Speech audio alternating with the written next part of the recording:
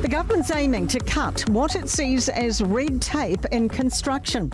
Here's political reporter Azaria Howell. Workplace Relations and Safety Minister Brooke Van Velden is loosening the rules on scaffolding, meaning it does not necessarily have to be used in every situation. She says she's heard scaffolding rules are too complex, and over-compliance brings down productivity and adds costs and time. Officials will be consulting to make sure it aligns with risk. It makes good on a coalition agreement between ACT and National to reform health and safety regulations. More prisoners are being separated because of risk to themselves and others. In figures from the 2023 financial year, correction staff forcefully segregated inmates 4,600 times. That's up 2,000 over 4 years. The Corrections Association says it's a direct result of growing violence.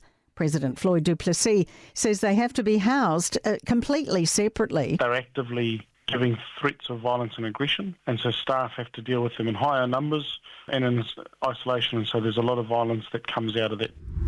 Energy costs are outstripping incomes as Kiwis struggle to heat and power homes. Prices are about 11% higher than late last year.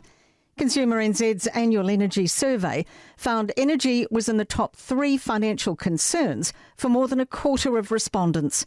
Power Switch manager Paul Fuge says something has to shift. The returns we're seeing from power companies we believe are excessive, but it's a function of the market structure we've put in place. So we're saying the market structure needs to change in order to bring those prices down.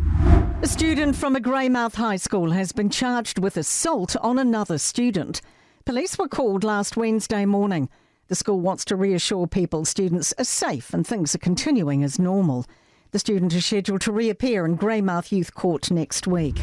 Claims aid flows into Gaza need to nearly triple to make a substantial difference. Trucks and airdrops from Egypt, the UAE and Jordan are arriving at the Strip. Israel's military has announced a tactical pause in fighting and says it'll open some aid corridors. CNN international editor Nick Robertson says it'll take more than 600 trucks a day to move the dial. The US and the EU have dialed down tensions, striking a major trade deal. They've agreed to a blanket 15% tariff on EU imports to the US, halving Donald Trump's initial threat. It's ahead of a third round of talks between the White House and Beijing officials.